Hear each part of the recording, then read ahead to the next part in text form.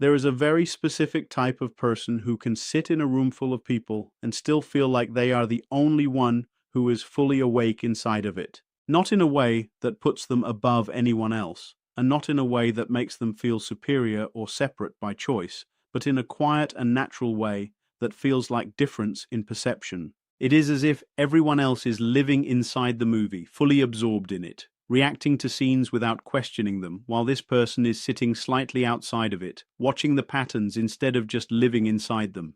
And even when they try to fully step into it, something in them always pulls them back into observation, back into awareness, back into a kind of inner silence that the world keeps misunderstanding as distance or disconnection. And no matter how many times they try to push themselves deeper into normal social flow, something inside them resists fully dissolving into it. It is not rebellion and it is not avoidance. It is more like an internal boundary they did not consciously build. They always end up returning to themselves, to that quiet inner space where they are alone but not empty. And over time, this begins to feel less like a temporary state and more like a permanent home. A kind of solitude that the outside world has spent years interpreting as something wrong or incomplete, as if being comfortable in your own inner world is a problem that needs correction rather than something that simply exists as part of who you are.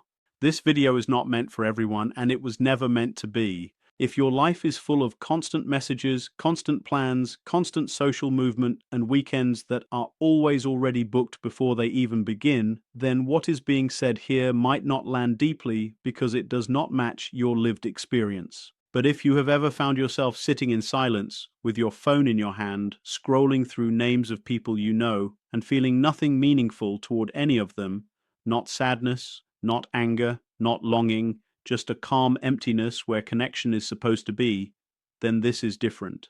Because what you are hearing now might be the first time someone has tried to put words to something you have felt for a long time without explanation. Most people are taught, directly or indirectly, that having fewer friends is a sign that something went wrong somewhere.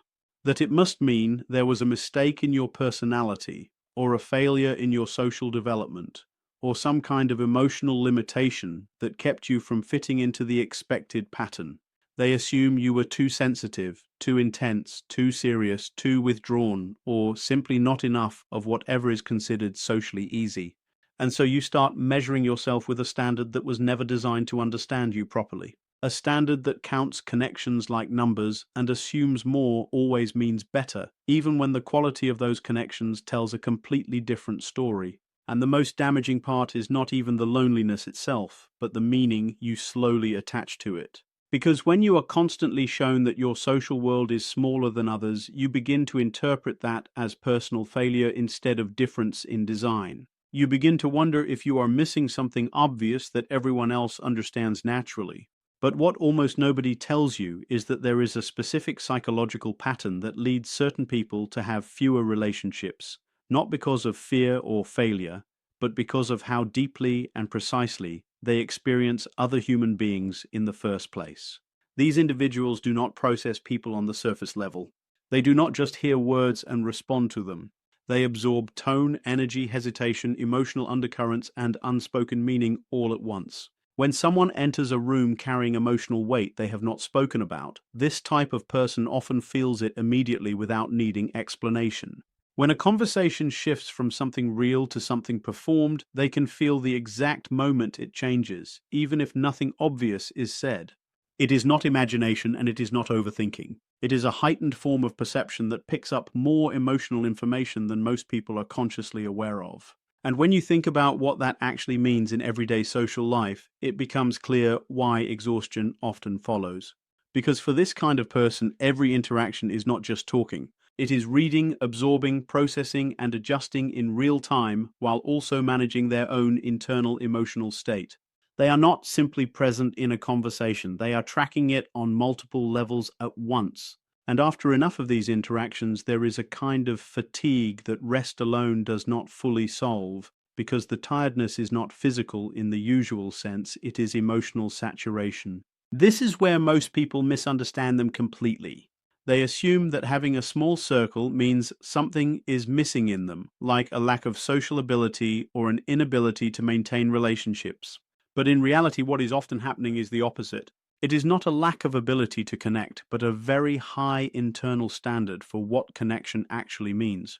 When you have experienced enough shallow interactions, enough half-present conversations, enough relationships where you feel unseen, even while being included, something inside you slowly starts rejecting participation that feels empty.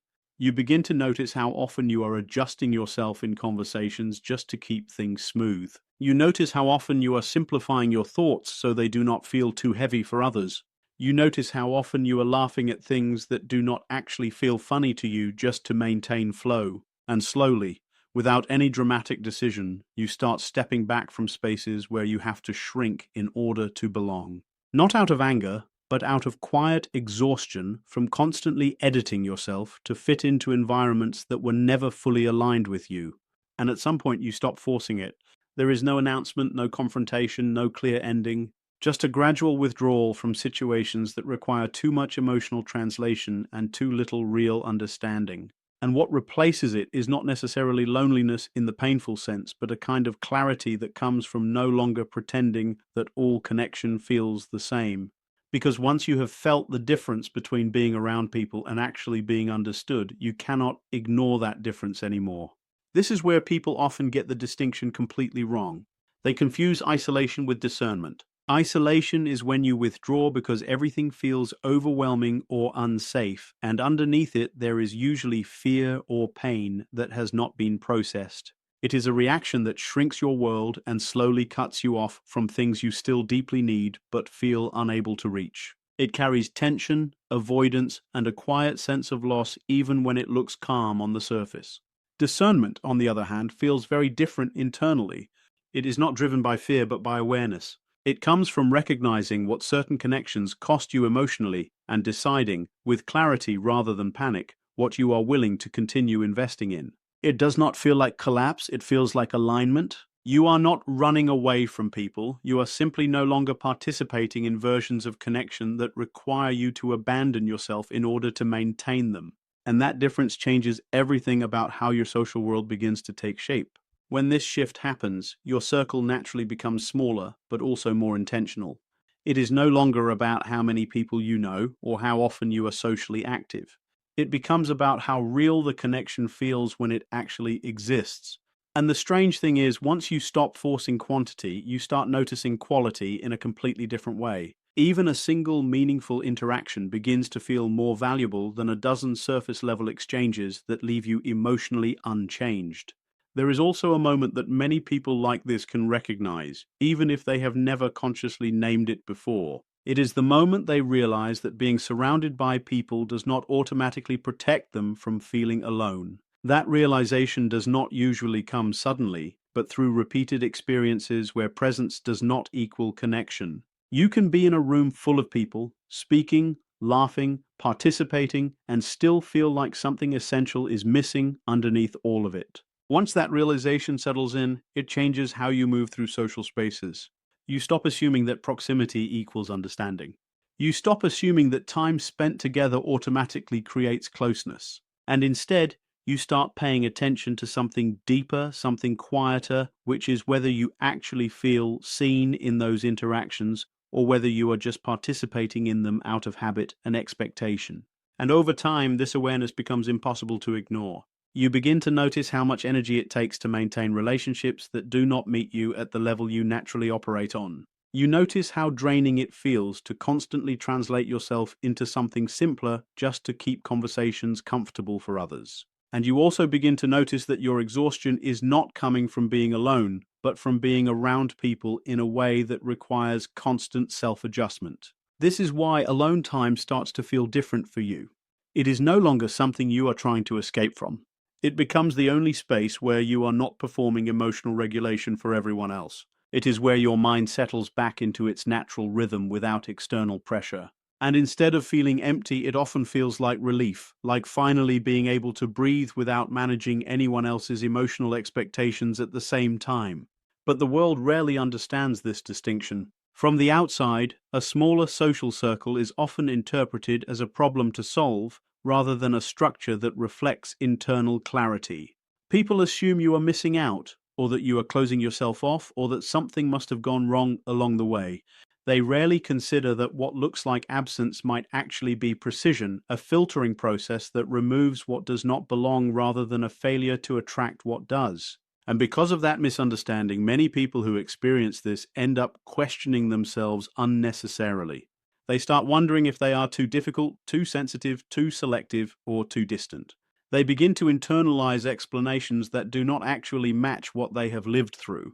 But when you look more closely at the pattern, what you see is not rejection of connection, but refusal to continue participating in connection that requires self-abandonment. At its core, this is not a story about being alone. It is a story about learning the difference between being surrounded and being understood, between being included and being seen, between participating in social life and actually feeling emotionally met within it. And once you learn to recognize that difference clearly, you stop confusing smaller circles with something missing. Instead, you start seeing them as a reflection of how deeply you are actually willing to live in truth rather than performance.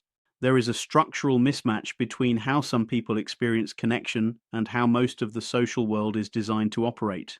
For many people, connection is built in a horizontal way. It grows through shared environments, repeated presence, and common routines. You meet in the same places, you spend time together, you share experiences, and slowly a sense of familiarity forms. That familiarity becomes what people call friendship. It is real in its own way. It creates belonging, stability, and a social identity that helps life feel less empty. But this kind of connection is mostly built on the surface of life through shared activity rather than shared depth, and for some people, that is where the difference begins to appear. For a certain kind of person, horizontal connection never feels complete on its own. Even early on, before they have the language to explain it, they are not fully satisfied by simply being around others or doing things together. What they are drawn toward is something deeper, something less visible. They want to understand what people actually think when they are not performing socially. They are more interested in the unfiltered moments, the quiet thoughts, the uncertainties that people usually hide. For them, real connection begins when the surface starts to fall away, when honesty replaces presentation, and when a person stops trying to appear a certain way and simply becomes real in front of them. This is what can be described as a vertical form of connection. Instead of moving across people through shared activities, it moves downward into depth, into meaning, into emotional truth. It is less about what people do together and more about what exists underneath those actions. But the world is not primarily designed for this kind of connection. Most social environments are built for efficiency, comfort, and ease. Small talk, group settings, social media interactions, and casual gatherings all operate on a level that prioritizes smoothness over depth. They are structured to keep things light, predictable, and socially safe rather than emotionally revealing or complex. When someone naturally leans toward depth in a world designed for surface, they often run into quiet resistance. Conversations shift away from intensity. Topics get redirected. Moments of emotional honesty are softened or avoided. Over time, this creates a pattern that is felt rather than consciously analyzed. The person begins to notice who can stay present when things become real and who cannot. This is not about judging people, but about learning through experience which connections can hold depth and which ones are limited to surface interaction. It becomes a quiet process of understanding emotional compatibility. Eventually, this leads to a natural narrowing of connection. Some relationships continue, others fade, not through conflict but through lack of depth. From the outside, this can look like withdrawal or difficulty with social life, but internally, it often feels like simplification. The emotional noise reduces. The need to constantly adjust oneself decreases. What remains is a smaller number of connections that feel more honest and less performative.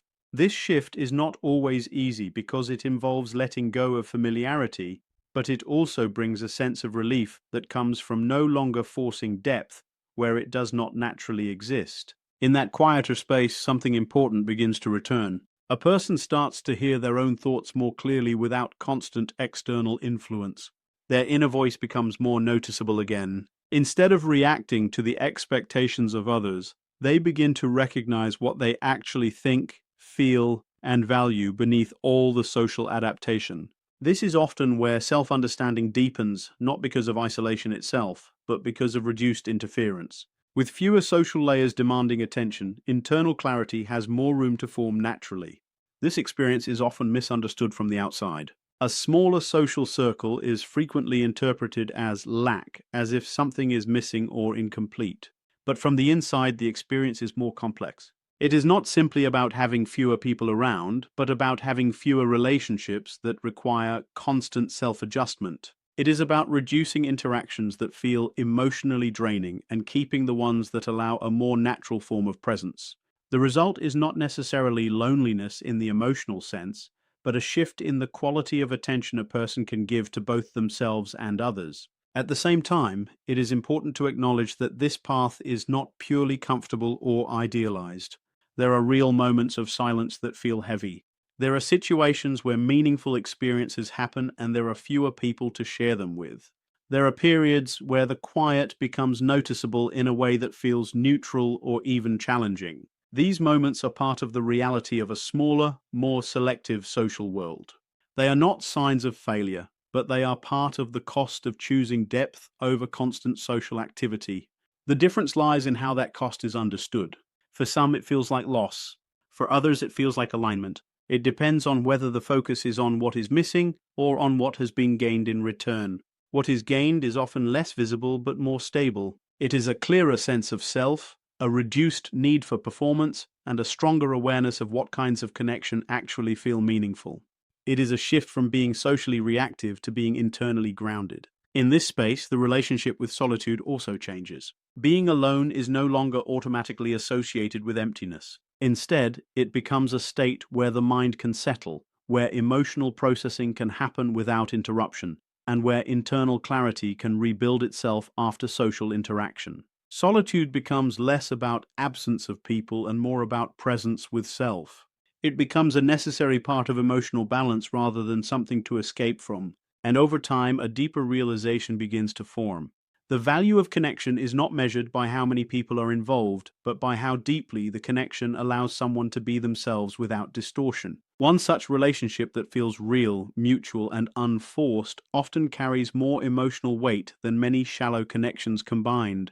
This changes how connection itself is understood. It becomes less about quantity and more about resonance, less about participation and more about authenticity. This shift also builds a quieter kind of strength, not the kind that is visible in social spaces, but the kind that develops through honesty with oneself over time. It is the strength of knowing what feels real and what does not, even when the real thing is rare. It is the strength of not abandoning your internal sense of truth just to maintain external comfort. And while this strength may not always be recognized by others, it becomes something that stabilizes a person internally in a way that external validation never fully can. In the end, the experience is not about being above or below anyone else socially. It is about difference in how connection is processed and experienced. Some people are built to thrive in broad social environments, and others are built to move more carefully, more selectively toward depth. Neither is inherently better, but they are not always compatible in the same way. Recognizing that difference clearly is what allows a person to stop interpreting their experience as failure and start seeing it as a form of alignment with their own internal structure.